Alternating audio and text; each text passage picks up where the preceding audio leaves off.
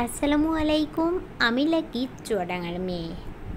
আজকে আমি রান্না করব মাংস, আর এটা হচ্ছে খাসির মাংস। খাসির মাংস রান্নার জন্য এখানে আমি আদা রসুন জিরা আর হচ্ছে ধনিয়া একসঙ্গে বেটে নিয়েছি। বাটার পরে সব বাটা মশলাগুলো দিয়েছি। দেওয়ার পরে এখন শুকনো মরিচের গুঁড়া দিচ্ছি, আর স্বাদ মতো লবণ, হলুদের গুঁড়া সব কিছু অ্যাড করছি। আর এখানে দারুচিনি, তেজপাতা, এলাচ ও দারুচিনি আমি অ্যাড করে দিচ্ছি।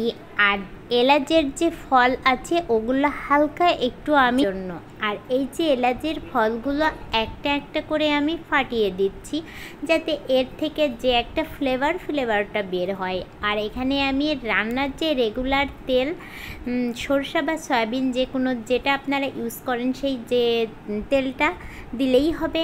আর এখন হাত দিয়ে সব মাংসগুলো একটার সঙ্গে একটা খুব ভালো করে যেন মশলাগুলো মেখে যায়, তার জন্য আমি এভাবে হাত দিয়ে মাখিয়ে নিচ্ছি।